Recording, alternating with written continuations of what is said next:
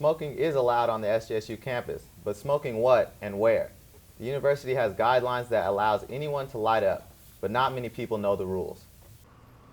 With all the space on campus, it might seem like smokers are free to light up any place they choose. But an SJSU presidential directive states that smoking is not allowed in any of the buildings, doorway entrances, or breezeways within 25 feet of the structure. Really what it boils down to is what they don't want to have is openings to buildings where smoke could get into the building is the way it's designed.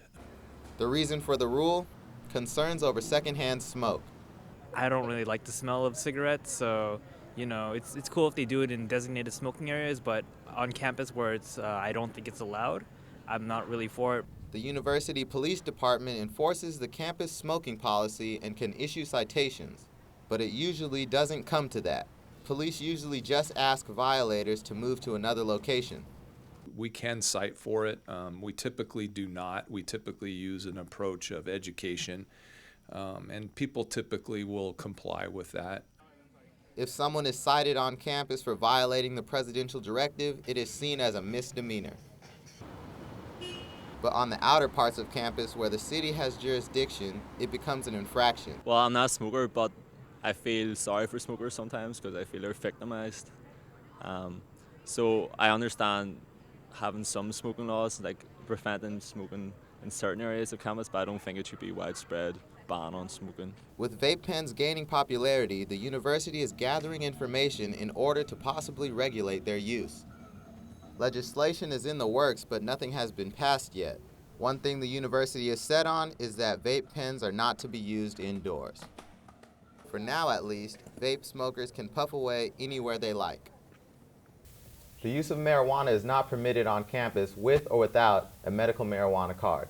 The highly publicized event drew hundreds of people to the newly renovated hall. Not only were the media in attendance, but so too were Yoshihito Uchida's family members and close friends, along with fellow Spartans. Uchida himself a member of the class of 1947. At 94 years old, he shows no signs of slowing down. Somebody told me, don't go over 5 minutes.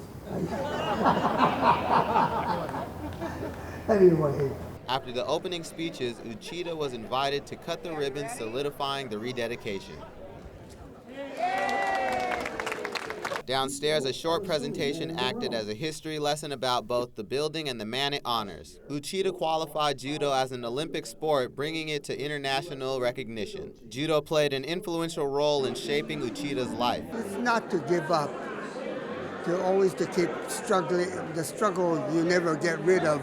You have to always keep moving forward and without going backwards. The sport of judo may have taught Uchida some valuable life lessons, but he himself has had a significant influence on his students. More than anything, having somebody who believes in you from the outset and will do anything to help you succeed and achieve your goals. Just being around someone like that is just amazing. I mean, it makes you want to get up every day and work your hardest because, I mean, you see him, he's still working hard, and he's, 94 years old. Attendees were invited to sit in on a judo demonstration. The team practiced throws and trips on the new mats. Yoshihito Uchida served in the U.S. military in World War II while his family was sent to Japanese internment camps. As it turns out, the building right next door to Uchida Hall was the site used as a registration center for Japanese Americans before they were sent to internment camps.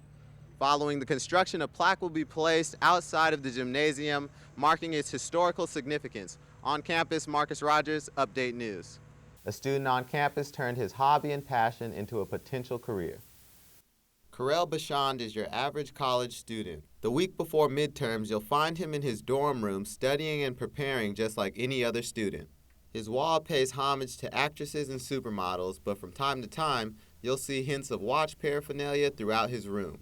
Bashand has a passion for watchmaking and an appreciation for timepieces in general. My aunt bought me my first watch, and it wasn't anything fancy, but it kind of just got me into the whole world of watchmaking. There's huge culture around it, sort of thing.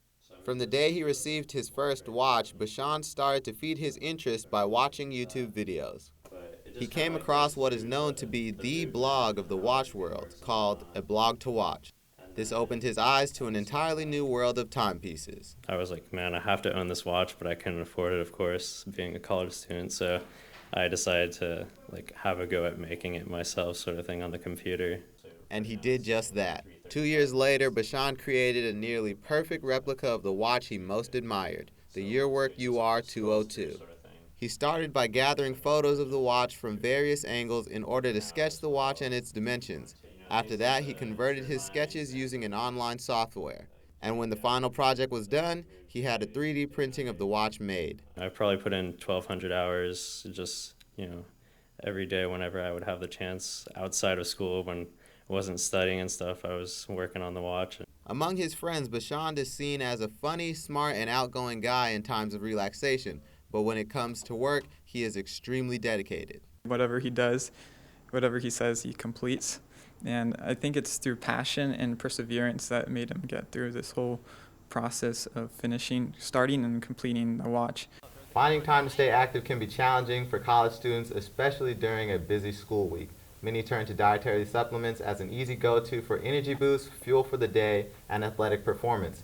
A multi-billion-dollar industry has been created around supplements, but a San Jose professor is issuing a warning about these unregulated products. With dietary supplements becoming more popular, some students are now using them as a way to maximize their workouts, but the supplement industry is not government regulated. SJSU professor Tony Bloom teaches students in her nutrition classes about the dangers of dietary supplements. You can buy a supplement over the counter that has not had any testing done, that does not have any proof of safety, that may not even contain the ingredients that the package says. Supplements are not considered to be a food or a drug, so the FDA, the Food and Drug Administration, has no control over supplements. Bloom is concerned about student safety because there is a false sense of testing surrounding these products, but students who regularly work out on campus don't seem to be worried. Goes with a lot of stuff these days. You don't know what's in anything unless you cook it yourself. As long as I feel fine right now and it gets me through the workout, it's all good. It is against NCAA protocol to take performance-enhancing drugs, so athletes run the risk of consuming a banned substance without knowing it.